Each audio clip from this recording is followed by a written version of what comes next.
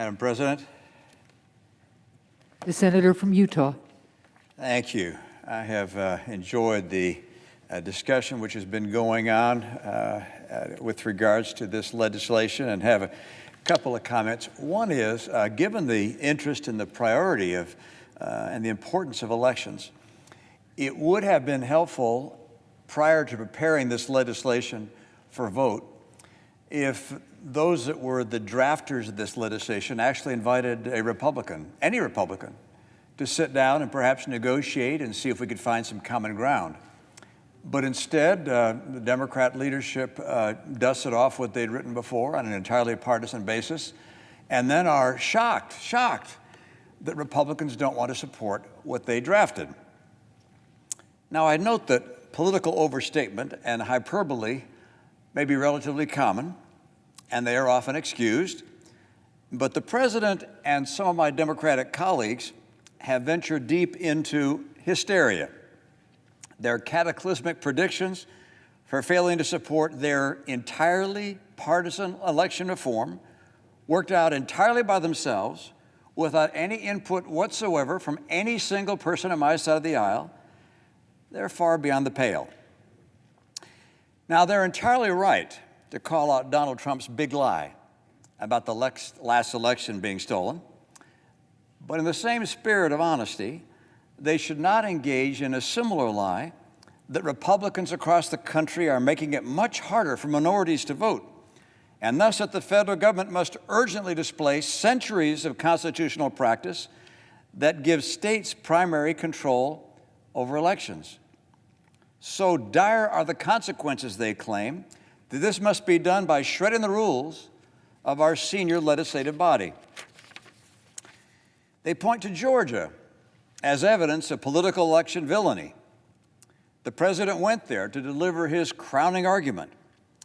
But as has been pointed out by many before me, it is easier for minorities, and everybody else for that matter, to vote in Georgia than it is in the president's home state of Delaware and in Leader Schumer's home state of New York. In Georgia, there are more days of early voting. And in Georgia, there's no excuse absentee voting by mail. They do decry Georgia's prohibition of political activists approaching voters in line with drinks of water. But the same prohibition exists in New York. And why? So that voters don't get harassed in line by poll activists. Just like Georgia and New York, many states keep poll activists at length from voters. My Democrat colleagues conveniently ignore the fact that the 1965 Voting Rights Act prohibition of any voting practice or procedure that discriminates against minorities is still in effect. Even today, the Justice Department is suing 2 states under that law. Protection of minority voting is already required by law. Protection of minority voting is a high and essential priority for me and for my Senate colleagues on both sides of the aisle.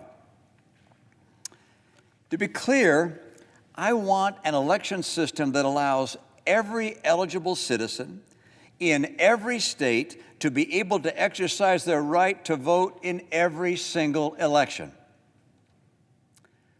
So putting aside the hysteria, let me explain why I don't support the Democrats' bill. First, their bill weakens voter ID. I, along with the great majority of voters of all races, favor voter photo ID. Their bill makes it easier to cheat by accommodating unmonitored vote collection boxes. Their bill opens the gates to a flood of lawsuits, pre and post an election. And it weakens the safeguards of voter registration. There are other things in the Democrats' bill that I don't support. I'm not in favor of federal funding for campaigns. I also don't think states should be required to allow felons to vote. And most fundamentally, I think by reserving election procedures to the states, The founders made it more difficult for a would-be authoritarian to change the law for voting in just one place, here in Washington, to keep himself in office.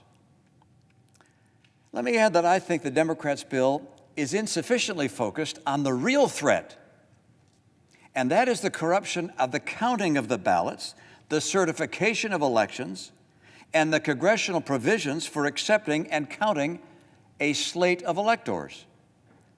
This is where the apparent conspirators were focused in their attempt in the last election to subvert democracy and prevent the peaceful transfer of power. Now, I respect Democrats who disagree with my point of view. I hope they'll offer me the same respect. People who want voter ID are not racists. People who don't want federal funding of campaigns aren't Bull Connor. And people who insist that vote drop boxes be monitored aren't Jefferson Davis.